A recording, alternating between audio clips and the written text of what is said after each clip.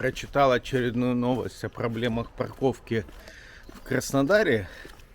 Давайте я вам поделюсь европейским опытом, как они решают проблему с парковкой. Ну вот смотрите, в этом маленьком городке, в пригороде Бенедорма, где я живу, улицы в основном все на две полосы две встречных полосы движения. Или односторонние, но еще уже.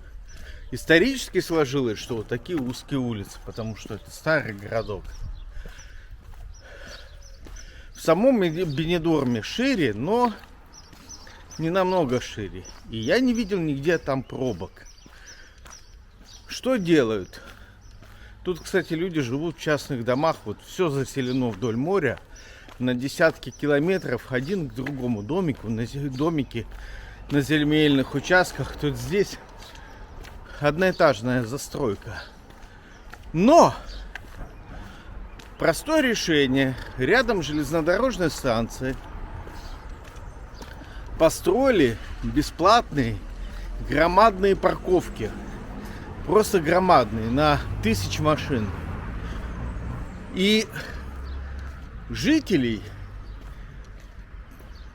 убеждают в том, что им нужно, если они, допустим, живут где-то здесь, в полях, на своем садоводческом участке, в основном здесь сады, их убеждают в том, чтобы машину поставить на стоянку и поехать уже на поезде в Бенедорм, в пригород. Стоимость проезда сейчас сколько? Около 4 остановки отсюда до Бенедорма. Так вот, стоимость проезда составляет 1,5 евро. То есть стоимость бутылки пива. Вот. Бутылки пива 1 литр. Жителям говорят, ставьте машины и езжайте на поезде в Бенедорм. Вообще здесь есть культура пешего хождения. То есть многие люди здесь предпочитают ходить пешком. И в магазины они ходят пешком с такими огромными сумками на колесиках. Вот есть некая такая вот традиция. Соответственно, и в Брюсселе, когда я жил, тоже рядом с каждой железнодорожной станцией большие делались парковки, буквально на кварталы. Земля там, сами понимаете, не дешевая. Рядом с ЖД-станцией, как правило, все железнодорожные станции находятся в старых городах, в центре города. Так вот, они делали большие на квартал парковки, одноуровневые, двухуровневые.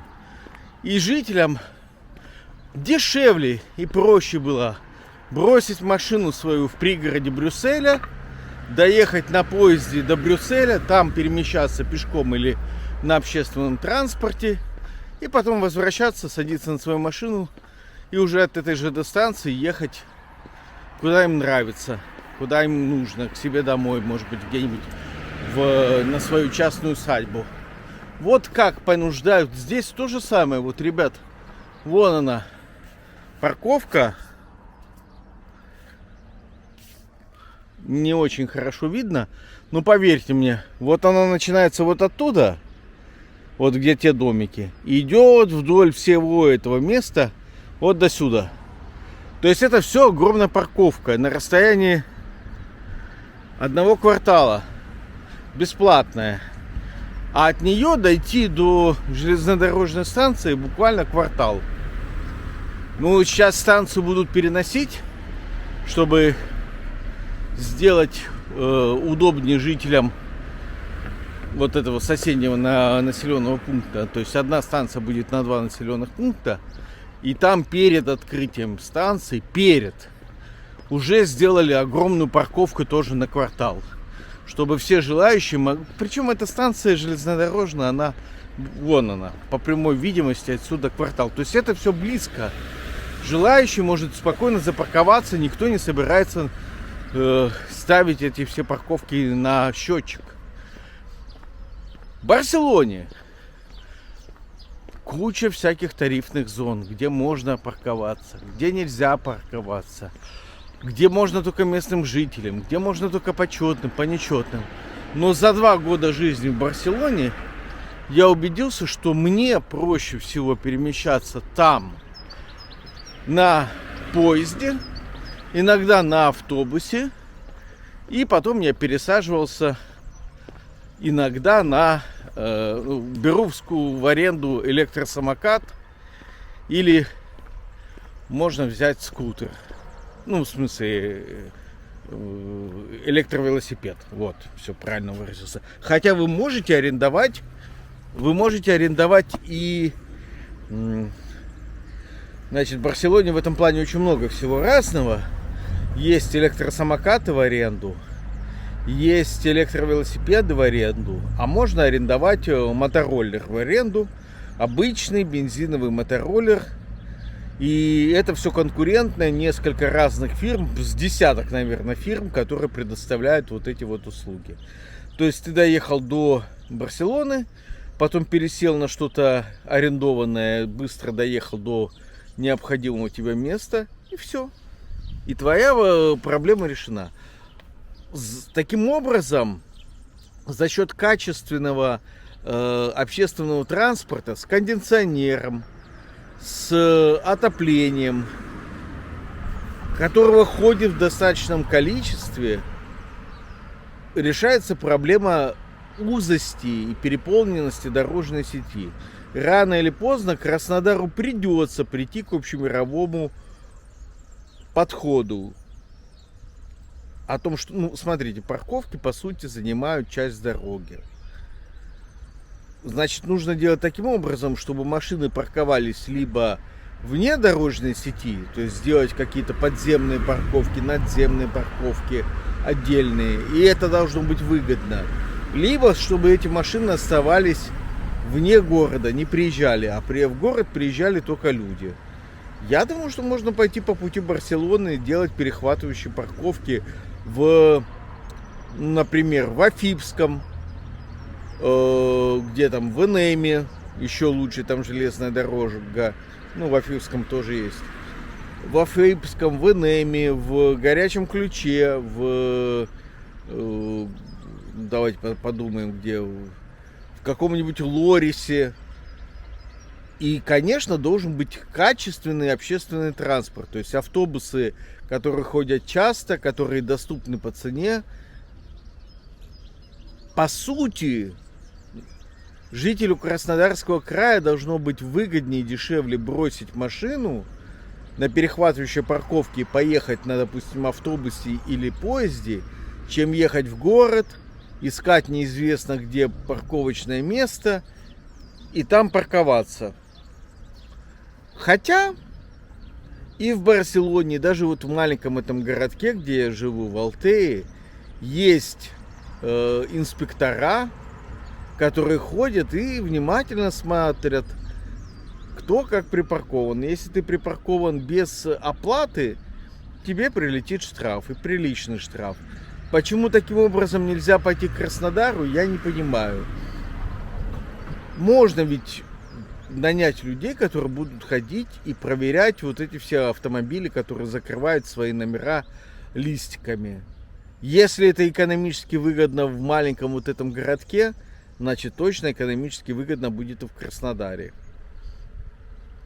Я еще, кстати говоря, предлагал на каких-то страницах ввести платный въезд в Краснодар. При условии, что есть перехватывающие парковки в том же Яблуновском. Люди платят деньги и заезжают за деньги. Эти деньги, которые собираются мэрией, пускаются на поддержание общественного транспорта. Выгода полная, то есть меньше машин в городе, лучше экология, меньше пробки. И вы можете мне сказать, а как же свобода на право передвижения? Ради бога, передвигайтесь. Ведь Конституция не говорит, что каждый гражданин имеет право свободно передвигаться на машине. вы можете свободно переехать в Краснодар, но не обязательно на машине. Пешком прийти, на велосипеде приехать на поезде, на автобусе. Если будут сделаны нормальные вот эти вот пригородные электрички, которые будут ходить каждые 20-30 минут, то зачем нужна машина? Припарковал машину где-нибудь в горячем ключе, сел на электричку, через 30 минут ты в центре Краснодара, и оттуда еще за 30 минут доехал куда тебе надо. То есть нужно выстроить вот эту систему хорошо, и вопросов у жителей не будет. При том, что взимать деньги за въезд в Краснодар легче легкого. Камеры стоят на въезде и фиксируют, кто заезжает. Если человек по номерам машина не живет в Краснодаре, ему автоматом приходит на дом приходит счет за въезд в Краснодар. Все. Соответственно, закрыть свой номер тряпочкой, когда он движется в машине, на въезд и выезд не получится. Ну, в общем, это все технически очень легко реализовывать. Машина в движении с закрытым номером магнит для полиции. Так что этого люди не делают. И не снимают номера, когда они двигаются в потоке. Вот. Значит, их можно фиксировать по переднему, по заднему номеру. И присылать им автоматом штраф. Не нужно никому мучиться с приложением или еще что-то. Заехал, въехал, заехал, въехал. По концовке месяца тебе прислали, сколько ты раз проехал в Краснодар. Оплатите, пожалуйста. А парковку внутри Краснодара при такой системе можно либо сделать зоны, где совсем бесплатно, либо где зоны только для резидентов. Я понимаю, что люди будут парковаться в зонах, где резиденты, то есть жители города, будут парковаться иногородние. Но если ты оставил на чужом месте свою машину, этот человек, на чем месте ты оставил машину, может сфотографировать твой номер и отправить в полицию. Все решается. Вот так вот. Это мои мысли. Ни в Барселоне, ни в Бенидорме я не видел таких пробок, как в Краснодаре. Потому что здесь активно люди пользуются общественным транспортом. Все, всем подписка и репост моего делайте видео. Спорьте со мной в комментариях. Я очень на это рассчитываю.